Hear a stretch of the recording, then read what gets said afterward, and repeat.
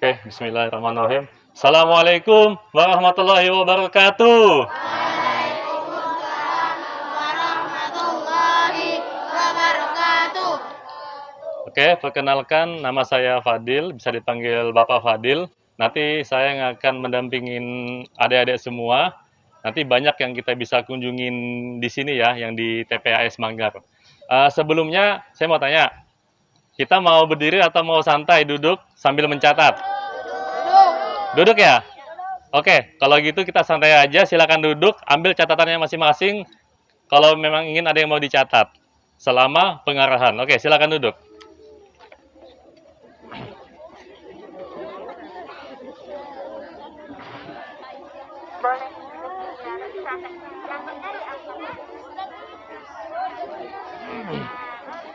Biasa dulu.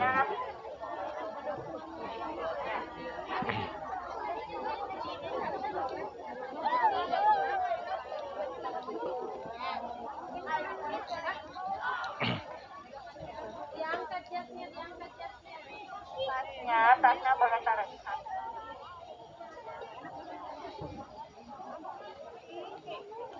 Oke, sudah ya.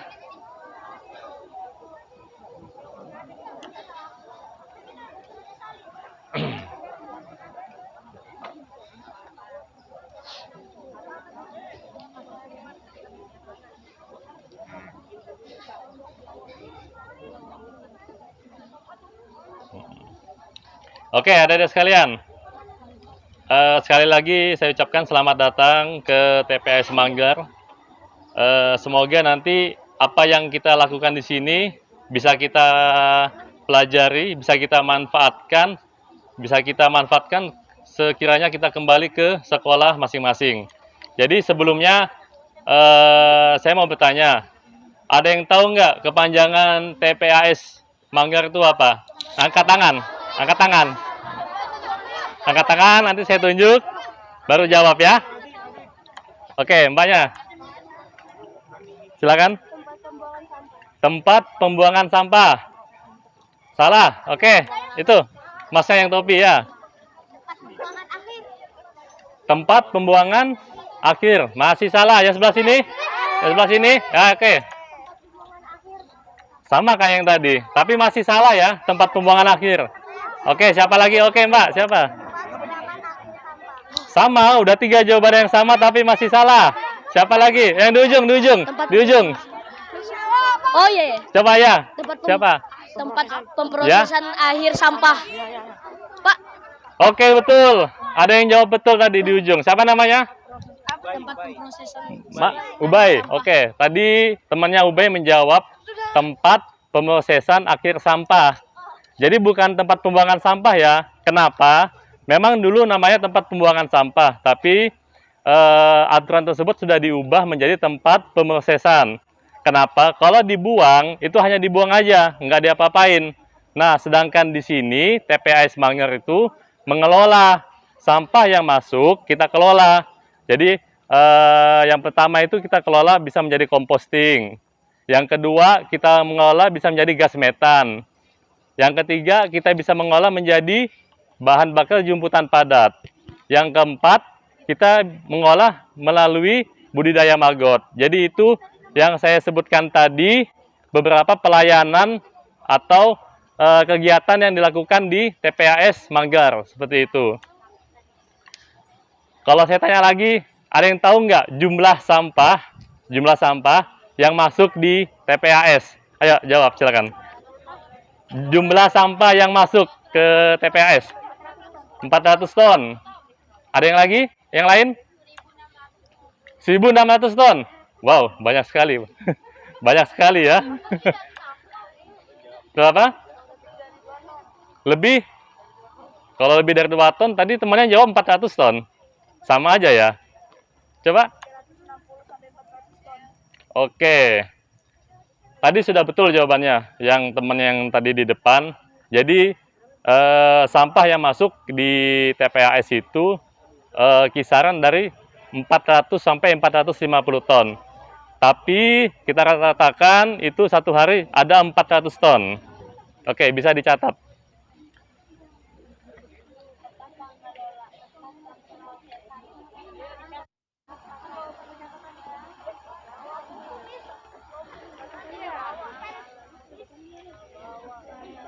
Nggak bawa pulpen? Oke, nggak apa-apa.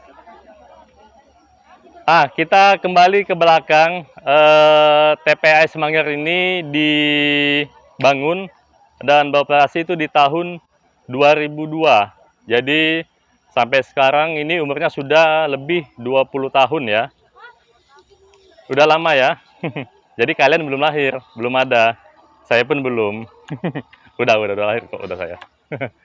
Jadi nanti teman-teman, adik-adik sekalian semua di sini, kita dapat berkunjung di TPAS Manggar itu. Yang kita lakukan adalah, yang pertama nanti kita mengunjungi landfill. Yang kedua, kita akan mengunjungi budidaya maggot. Nah, saya mau tanya, pernah lihat maggot nggak kalian di sini? Maggot itu apa ya, maggot? Apa maggot apa? Hah? Kok batagor nih? Maggot apa maggot? Ulat. Apa lagi? Maggot? Hah? Ya, maggot itu belatung. Tahu nggak fungsinya maggot sebagai apa? Satu, pengurai sampah. Ayo, kedua apa? Kenapa? Menyuburkan tanah. Kurang tepat ya. Jadi maggot itu fungsinya satu, dia mengurai sampah organik. Jadi sisa-sisa sampah makanan atau organik itu bisa dihabiskan oleh maggot. Kedua, maggotnya sendiri itu difungsikan untuk pakan ternak atau pakan ikan. Jadi ada dua fungsi ya. Nah, bisa dicatat.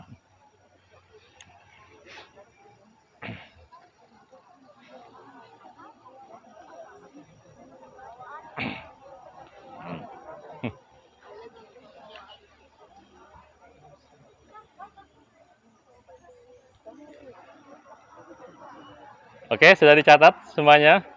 Oke ya, kita lanjut. Selain maggot, kita juga ada pembuatan kompos, di mana bahan-bahan kompos yang ada di TPAS Manggar itu adalah sampah-sampah organik sekitaran TPAS. Ditambah lagi dengan tambahan limbah khusus di TPAS Manggar ini menggunakan limbah kulit udang atau limbah kepala udang.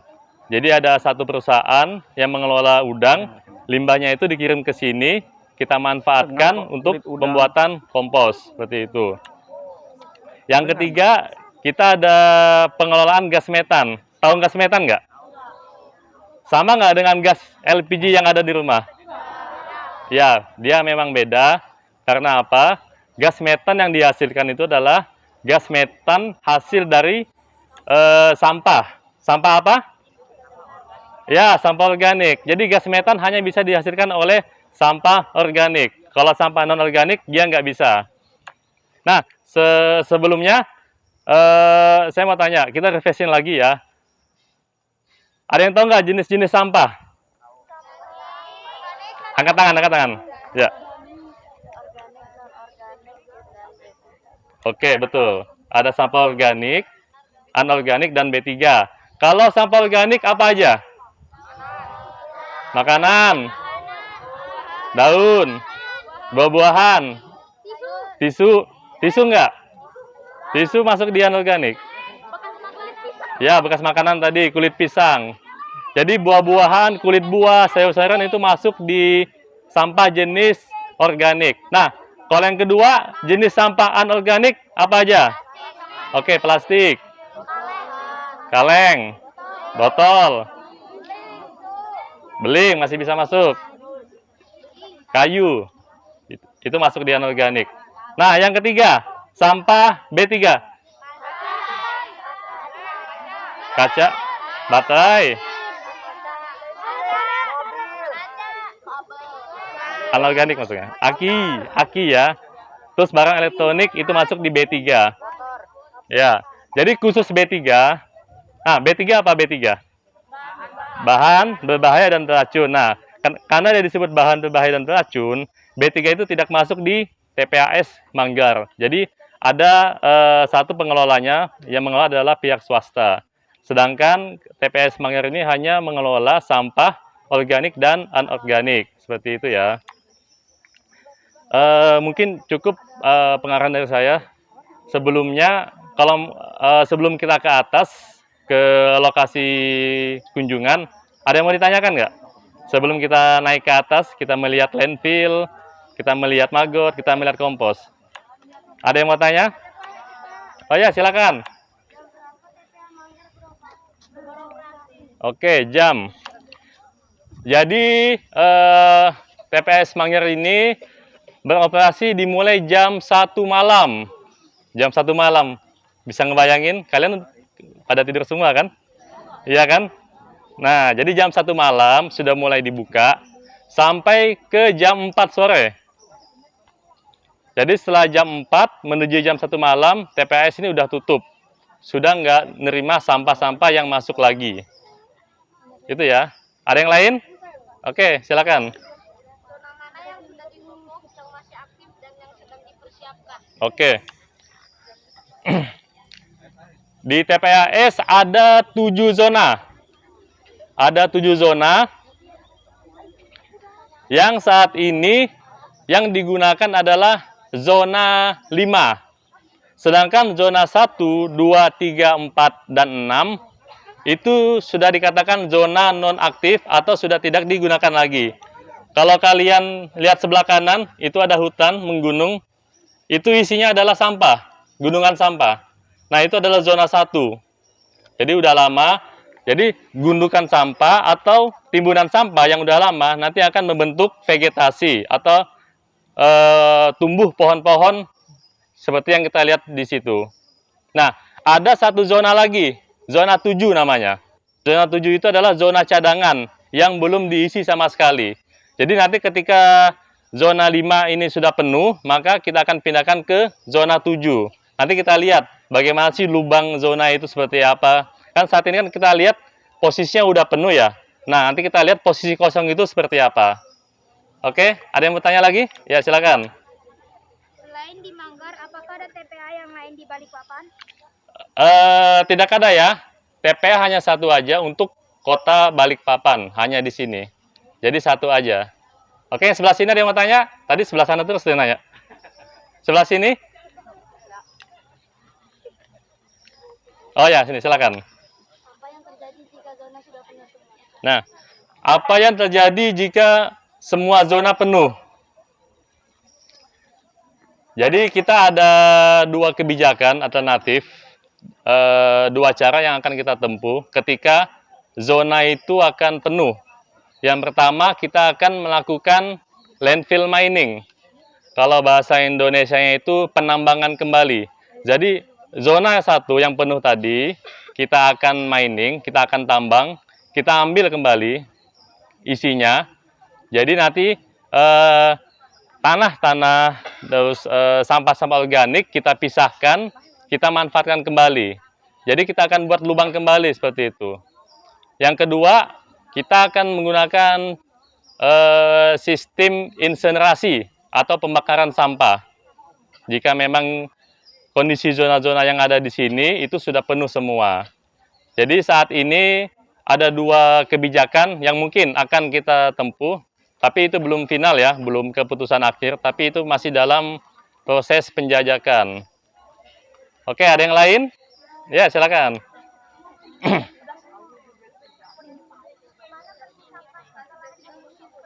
Kemana? Diolah. Kemana pergi sampah setelah diolah? Sampah yang diolah seperti sampah organik itu kita jadikan kompos, jadikan pupuk kompos ya, sampah yang diolah. Terus sisa-sisa sampahnya kemana? Sisa-sisa sampahnya ada di landfill, di tumpukan sampah. Jadi dia nggak akan kemana-mana, dia hanya akan ditimbun di situ, dan nanti dia akan menghasilkan gas metan, seperti itu. Kalau dia mengandung sisa-sisa sampah organik. Oke ya. Ada yang tadi sebelah sini? Ya, silakan. Mesin alat pengolah sampah apa saja? Banyak ya alat-alat yang kita gunakan di sini, khususnya alat-alat berat. Kita ada 10 excavator, bulldozer, sama kompaktor. Jadi itu fungsinya adalah untuk merapikan sampah, nanti sampah-sampah yang dibuang ke zona landfill, ke zona timbunan sampah, itu akan dirapikan oleh alat-alat tersebut. Jadi ada yang mengangkut, memindahkan, sama ada yang meratakan. Setelah itu ada yang dilapisi dengan tanah. Seperti itu ya. Oke, ya. TPA Manggarai ini sudah penuh dengan sampah, apa yang dilakukan pemerintah Kota Balikpapan? Ya, tadi seperti pertanyaan sebelumnya yang ditanyakan temannya. Jadi kalau sudah penuh, kita mengarah ke dua kebijakan tadi. Yang pertama, landfill mining atau penambangan kembali. Yang kedua, insinerasi atau pembakaran sampah. Jadi ada dua kebijakan yang kita akan tempuh. Oke, ada lagi sebelum kita ke atas? Oh, ini yang depan nih. Berapa keseluruhan TPA? Luas TPAS Manggar. Ada yang tahu nggak luasnya? Berapa? Ya, 40 hektar ya, luas TPS Manggar. Tadi di sini ada yang nanya tadi siapa? Oh ya. Ada berapa truk sampah yang beroperasi di Balikpapan? Jadi ada berapa truk sampah yang beroperasi di Balikpapan? Itu sekitar ada 100 armada ya. Jadi ada 100 armada yang beroperasi mengangkut sampah menuju ke TPA. Jadi banyak sekali ya sampahnya ya. Makanya ada 100 armada. Oke, ada yang lain? Ya, silakan. Unit apa saja yang ada di lokasi TPA Manggar? Kenapa, nama? Unit apa saja yang ada di lokasi TPA Manggar? Unit apa saja? Unit apa? Maksudnya unit apa, Dek? Unit apa saja yang ada di lokasi TPA Manggar ini? Unit apa ya yang ditanya ya? Unit mobilnya kah? Unit kendaraannya kah? Atau unit... Oh, unitnya tadi yang saya katakan ada bulldozer, ada Exa, ada compact, seperti itu ya. Ada 3 jenis alat berat, sama truk sampah, pengangkut sampah. Oke, mungkin cukup ya. Cukup sekian ya, karena kita masih datangin ini tempat, masih banyak tempat yang kita bisa lihat. Nanti di sana kita sambil bertanya juga. Jadi kita aktif aja di sana sambil melihat-lihat bagaimana zona tumpukan sampah, bagaimana composting, bagaimana budidaya maggot. Oke ya, mungkin cukup ya. Ibu, nanti kembali ke mobil aja masing-masing.